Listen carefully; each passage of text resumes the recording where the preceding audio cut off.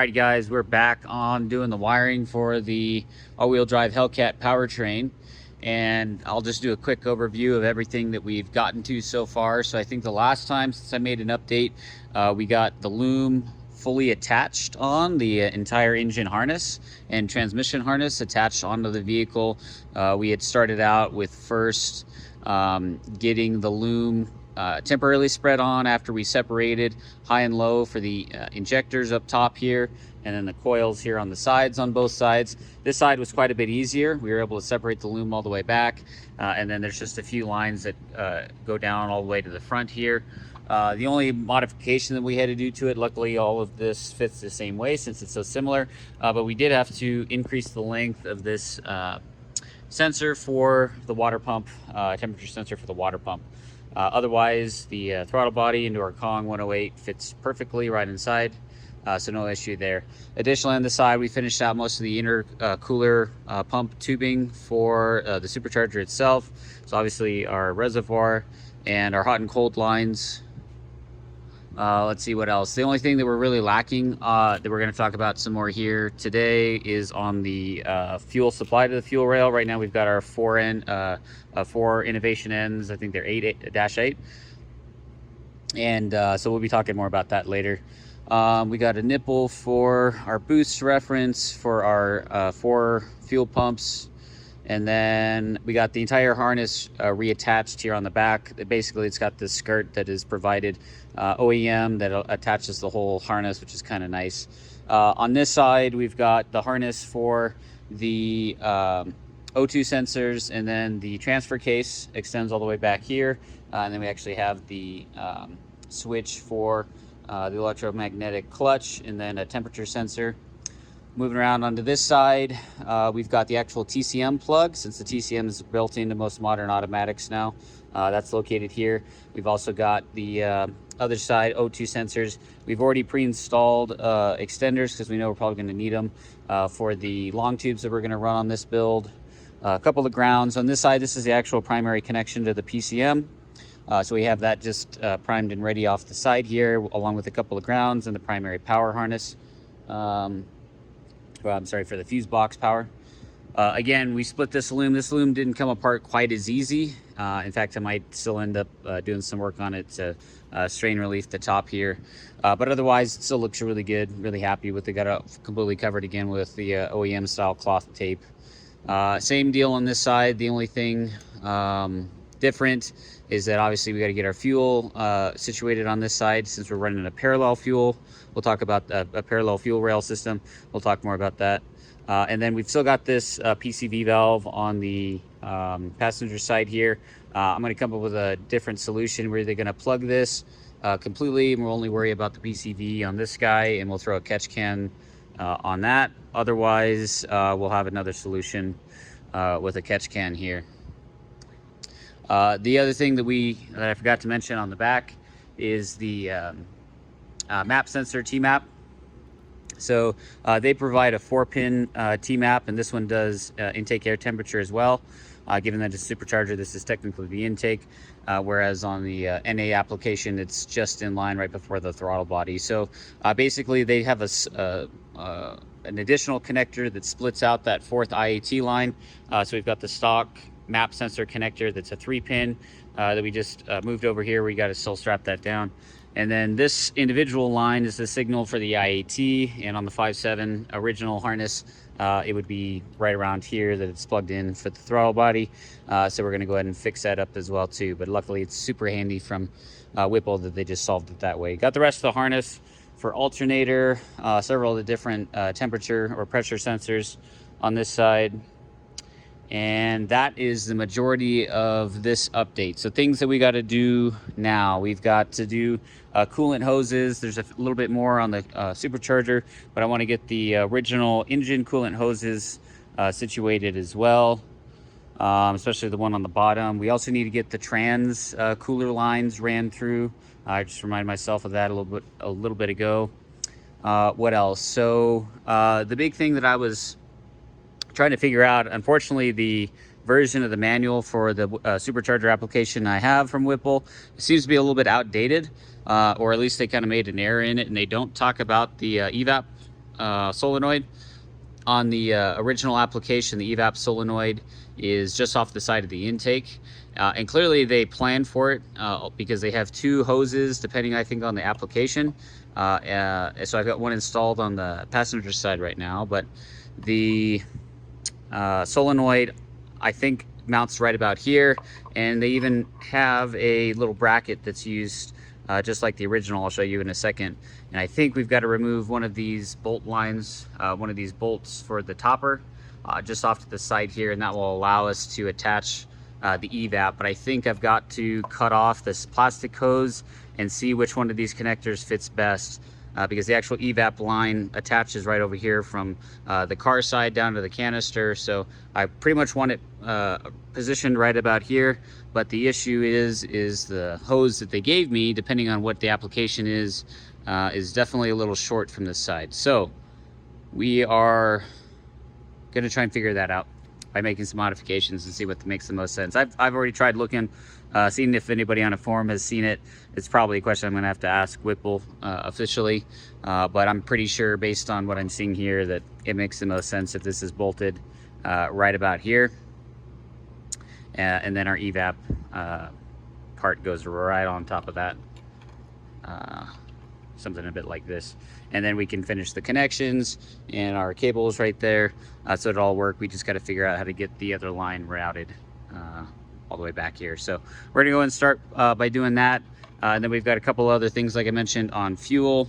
We're fixing an additional connector, getting the car prepped, and so here in a little bit, once we kind of get to a stable point, we'll kind of move over to the car side and get what we can on the car prepared. But then we're going to be worrying about some other stuff, like I mentioned, the drive shaft. We're getting that finalized here in terms of the adapters, and then the jack shaft as well will get finalized. And there's just a little bit of odds and ends, but we're really close to being done with the whole powertrain build. Pretty excited to get it in here. So let's go ahead and get started on the EVAP.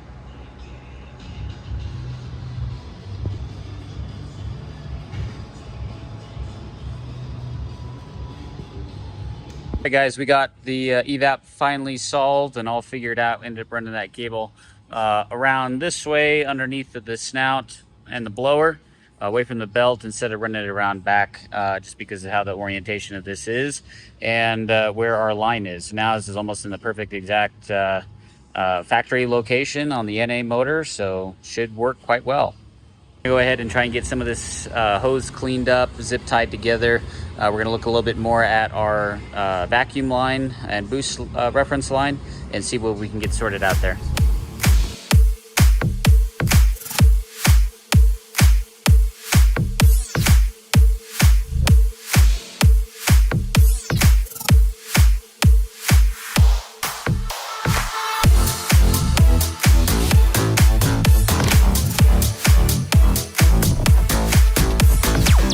All right guys, we're gonna go ahead and try and throw in the trans cooler lines. They're quite awkward, but let's see if we can get these routed underneath of the engine, or what it's gonna take. We may have to wait for this ultimately, but let's go ahead and retest fit it and see what it looks like.